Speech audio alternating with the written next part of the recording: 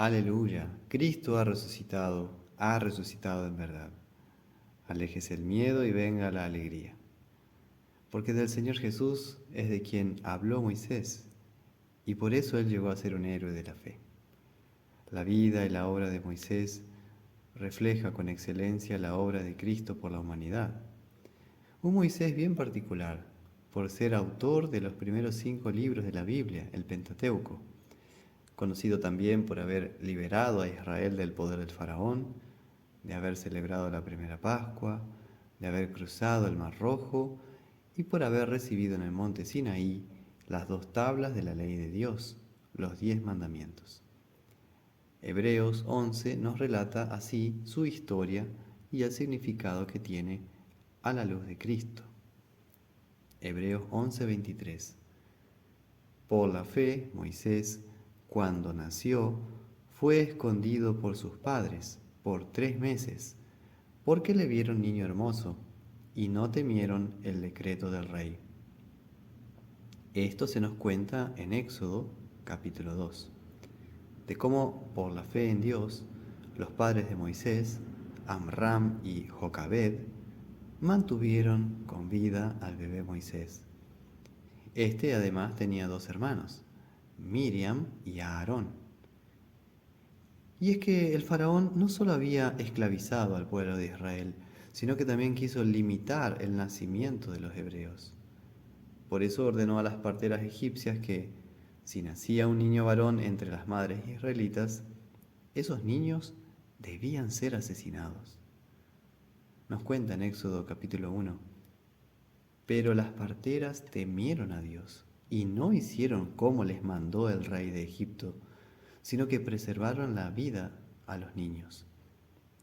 Entonces Faraón mandó a todo su pueblo, diciendo: Echad al río a todo hijo israelita que nazca, y a toda hija preservad la vida. Este faraón probablemente era Seti I, y el otro faraón, el del Éxodo, años después, sería Ramsés II. Sin embargo, Dios preservó la vida de Moisés, al cual su madre, ya no pudiendo ocultarlo más, puso en una cesta entre los juncos del río Nilo. Fue así como la hija del faraón encontró al niño. Lo sacó del agua, lo adoptó y por intermedio de su hermana Miriam, que estaba viendo qué sucedía con su hermanito, le pidió que buscara una nodriza del niño a una madre hebrea. Miriam presentó a su propia madre, Jocabed, madre también de Moisés. Qué alegría para esta madre ver sus oraciones respondidas, de que Dios seguía cuidando de este bebé de manera milagrosa. Y Moisés, así, se crió en la corte egipcia, recibiendo la mejor educación de la época, digna de un príncipe. Aprendió a leer y escribir, fue entrenado en tiro de arco y flecha y otras destrezas físicas, además de una capacitación administrativa. Pero lo más importante era que a pesar de la idolatría de Egipto, por la fe, su madre preservó la vida del niño intacta, la preservó espiritualmente, porque enseñó en secreto a su hijo la verdadera fe en Dios. Aquí incluso hay un lindo detalle que nos remite hacia Cristo. Cuando la princesa vio al niño la primera vez en la cesta en el río Nilo, le puso este nombre, Moisés, que significa sacado del agua. Ella lo explicó en Éxodo 2:10, porque de las aguas lo saqué. Nosotros, como cristianos, también somos como Moisés. Fuimos sacados, lavados y rescatados del pecado y de la muerte a través de las aguas purificadoras del santo bautismo. Y a partir de ahí inició una vida nueva. También como Moisés, fuimos adoptados y recibidos en la corte real, pero fuimos adoptados no por una princesa, sino por el Padre Celestial, y recibidos en Cristo como hijos suyos, como hijos de Dios. Somos ahora parte del real sacerdocio cristiano, el pueblo sacerdotal de Dios, y miembros del pueblo santo de Dios, la Santa Iglesia Cristiana, a través del bautismo.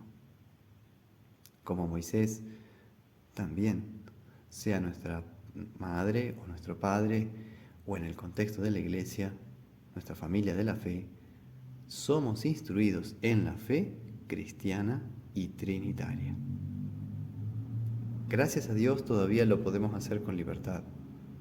Pero llegado el caso, como Jocabed, seguiremos enseñando la palabra de Dios, en especial a los niños. Sí, incluso en secreto, incluso si fuera prohibido por el Estado. Porque en las cuestiones espirituales o del alma, el Estado no puede adoctrinar, ni debe meterse. Su función es cuidar simplemente el cuerpo, cosa que ni siquiera el rey de Egipto hacía. Así que es la Iglesia a quien compete bautizar y enseñar la palabra en nombre de Cristo. Vemos también que en el ejemplo de su propia madre, Jocabed, a nuestra propia familia cristiana.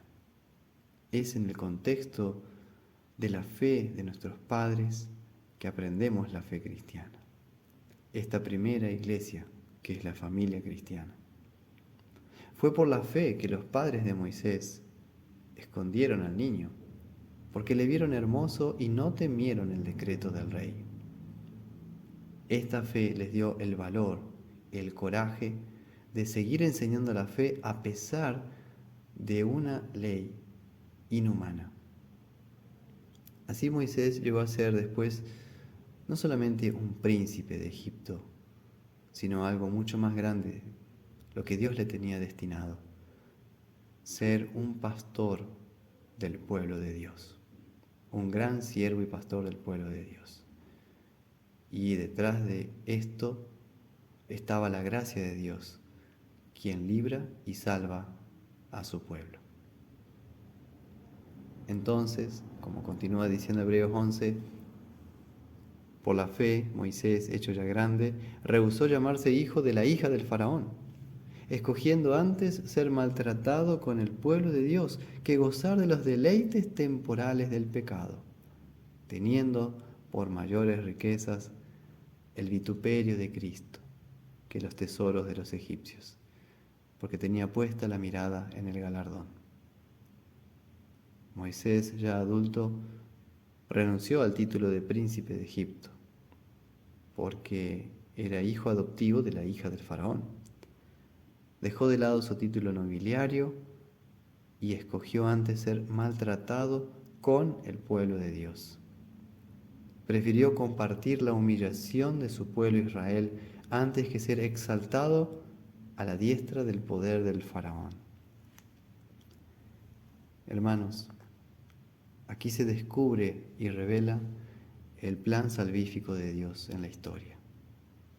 Dios que también vino a encarnarse y se hizo hombre como nosotros, excepto en el pecado. Jesús, el Hijo de Dios, prefirió humillarse con nosotros, seres humanos pecadores, para salvarnos de nuestras vergüenzas y temores, de nuestro pecado y nuestra humillación. Solo que hay una gran diferencia entre Moisés y Cristo. Y es que mientras Moisés fue maltratado junto con el pueblo de Dios, Jesús sería maltratado y crucificado por nosotros. Una cosa es con y otra cosa es por nosotros. Siendo Moisés un tipo o una sombra de Cristo que habría de venir, nos indica con su humillación lo que haría el Hijo de Dios por nosotros después. Se sacrificaría y daría su vida por los pecados de la humanidad. No daría simplemente su vida como un acto o una muestra de generosidad o de solidaridad al lado de o junto con un pueblo humillado y sufrido por la tiranía de un rey. Todo lo contrario. Jesús es el Rey que se humilló por nuestros pecados, fue molido por nuestras transgresiones y entregó su vida en la cruz por los pecadores. Nos amó con un amor sin medida que no puede, en realidad, ser expresado con palabras. El sacrificio de Cristo en la cruz fue realizado por todos nosotros, en nuestro lugar. Fue dado su cuerpo y fue derramada su sangre en la cruz como el sacrificio perfecto, único e irrepetible ante el Padre Celestial, para calmar su justa ira y su santo enojo contra nuestros delitos y pecados. Pero ahí, al mismo tiempo, en Cristo crucificado, se revela el amor inconmensurable del Padre, que nos salva y nos redime a través de su Hijo Jesús y nos perdona todos nuestros pecados por causa de su Hijo Jesús. Así, hermanos, ustedes pueden ver muy bien que si bien Moisés es tipo de Cristo o sombra de aquel Salvador que habría de venir en el futuro, sin embargo no hay comparación entre el ejemplo de fe de Moisés y el don que es Cristo para nosotros. Ciertamente Moisés es un ejemplo a imitar, a incorporar y encarnar. Debemos estar junto con el pueblo de Dios en su sufrimiento, junto con el pueblo de Dios en su necesidad y angustia. Pero Jesús es distinto, superior y muy especial, porque Él consiguió el perdón para nuestro dolor y sufrimiento. Él es el remedio y el antídoto ante nuestra culpa y nuestra propia muerte. Y por eso en Efesios 2, San Pablo dirá, porque por gracia sois salvos por medio de la fe. Por gracia sois salvos por medio de la fe. Y esto no de vosotros, pues es don de Dios, no por obras, para que nadie se gloríe. Para que nadie se gloríe a sí mismo de haber alcanzado la salvación por su propio esfuerzo. Siendo así, el carácter típico de Moisés nos indica también el refugio que debemos buscar en Jesús y el consuelo inmenso que nuestro Padre Celestial nos brinda en su Hijo. Cuando sufrimos humillación y vergüenza, busquemos a Jesús. En nuestro miedo a causa del pecado cometido, acerquémonos a Jesús, quien ciertamente se humilló por ti y pagó tu pecado por ti en el amargo madero de la cruz. Si por un lado la ley de Moisés te acusa, mira a Cristo, mira a Él, confía en Él y vivirás. Él cumplió perfectamente toda la ley en tu lugar. Porque la ley y sus mandamientos nos condenan, porque revelan nuestra maldad y pecado. Por causa de mi pecado estoy perdido y condenado. Pero el Evangelio de Cristo nos absuelve y dice, por causa de Cristo, el perdón y la vida eterna es para ti. Si tu transgresión es grande, muy grande, el don y la gracia de Cristo es inmensa. Como está escrito, Juan 1:17, pues por la ley de Moisés, pues la ley por medio de Moisés fue dada, pero la gracia y la verdad vinieron por medio de Jesucristo. La humillación de Cristo fue real. Su muerte y resurrección son reales también, y por eso su perdón y absolución también son reales para ti. Cuando vemos a Cristo resucitado que envía a sus discípulos al mundo a anunciar el Evangelio de la paz, es para brindar vida y consuelo a una humanidad humillada, caída y herida profundamente por el pecado humano. Una humanidad que está esclavizada bajo poderes tiránicos y satánicos, con el fin de salvar vidas, reconciliar familias, sanar a los heridos y quebrantados de corazón. Para eso nos envía Jesús con su Evangelio. para limpiar leprosos y enfermos, brindar una nueva vida a publicanos y prostitutas y colmar con las riquezas de Cristo a los pobres en espíritu. Para eso nos envía Jesús con su Evangelio. Y este Evangelio fue también para Moisés. Él lo necesitaba desesperadamente, porque recordarán que él de joven, en un arrebato de ira, mató a un capataz egipcio, y esa sombra y mancha de su pecado lo perseguía. Fue por eso que con 40 años de edad Moisés debió escaparse del faraón, pero no podía escaparse del juicio de Dios. Marchó errante hasta llegar a tierra de Madián, y allí conoció a la que sería su esposa, Séfora, cuyo padre era Jetro, suegro de Moisés. Y con Séfora Moisés tuvo 2 hijos, Gersón y Eliezer. Pero por más lejos que huyera, por más lejos que se fuera, en el interior del desierto de Madián, en Arabia, Moisés cargaba con la culpa. Y así fue por varios años. Pero la misericordia de Dios no abandonó a este príncipe de Egipto caído en desgracia, convertido ahora en pastor de ovejas, sino que lo estaba preparando para ser pastor del pueblo de Dios. Moisés había escapado al desierto con sangre en sus manos, pero aquel que derramó su sangre en el Calvario por Moisés se le apareció, le habló a través de la zarza ardiente, y teniendo Moisés ya 80 años de edad, le reveló su nombre y le dijo: Yo soy el que soy. Ahora te enviaré a Faraón para que saques de Egipto a mi pueblo, los hijos de Israel. Y le hablaba a Moisés aquel Cristo que con su sangre pagó por este pecado de Moisés. Es el mismo Señor que pagó tus pecados y los míos, y nos llama y nos envía. Fue la sangre del Cordero de Dios quien limpió el pecado de Moisés.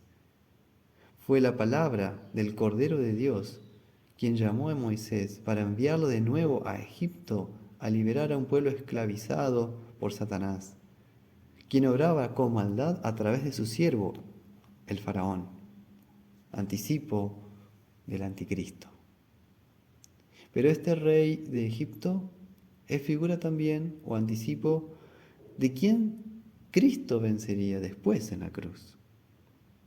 La sangre del Cordero de Dios nos limpia de pecado y nos salva del poder del diablo. Cuando Moisés regrese de nuevo a Egipto enviado por Dios, con eso se demostrará la voluntad firme de Dios de salvar a su pueblo de los poderes del mal. Dios salva del poder del maligno. ¿Cuánto habrá orado el pueblo de Dios diciendo: líbranos del mal, líbranos del maligno, del enemigo malo? Y Dios escuchó este clamor. Por el contrario, la voluntad del diablo se demostrará en la terquedad manifiesta del faraón, que no querrá de ninguna manera dejar libre al pueblo de Israel para adorar a Dios en el monte Sinaí. Y es por eso que Dios actuará con una fuerza y un poder tales que lo liberará mediante 10 plagas, que terminarán asolando e hiriendo a Egipto en su economía, en su gente, en su cultura, en su ganado, en su tierra, de tal manera que con 10 plagas Egipto quedó devastado. Así, Dios, por medio de Moisés, un solo hombre, venció a todo un imperio. Y así Dios castigó la idolatría de Egipto. Y así Dios también nos advierte a nosotros de que Él es un Dios amante y celoso, que no quiere que andemos sirviendo a ídolos. Pero al mismo tiempo, las 10 plagas demostraron a Israel quién verdaderamente es Dios, el Dios de Abraham, de Isaac y de Jacob. ¿Quién es el Dios en quien debemos confiar, temer y amar? Los ídolos de Egipto no pudieron ayudar al faraón ni a su nación, ni pueden ayudar a ninguna nación de la tierra. comparadas con el poder del Dios Todopoderoso, el Creador del cielo y de la tierra. Este es el Dios que en amor envió a Moisés para redimir a su pueblo. Este es el mismo Dios Padre también, que en amor envió a su propio Hijo Jesucristo para salvarnos. Sigue Hebreos 11:28 diciendo que Moisés, por la fe, celebró la Pascua y la aspersión de la sangre, para que el que destruía a los primogénitos no los tocase a ellos. El autor de los Hebreos se refiere a la primera Pascua, que sucedió precisamente en el contexto de la última plaga de Egipto. Antes había habido 9 plagas. La primera plaga en que el río Nilo se convirtió en sangre. La segunda, la plaga de las ranas. La tercera, de los piojos. La cuarta, de las moscas. La quinta, la peste entre el ganado. La sexta, las úlceras en animales y humanos. La séptima, el granizo. La octava, las langostas. La novena, los 3 días de oscuridad. Todo esto se nos cuenta en Éxodo capítulos 7 al 11.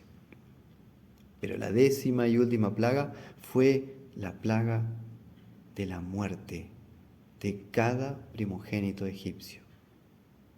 Y ese fue el contexto de la celebración de la primera Pascua judía y de la salida de Israel de Egipto, como está en Éxodo capítulo 12. Así también, Jesús instituyó la Santa Cena en el marco de su pasión y muerte.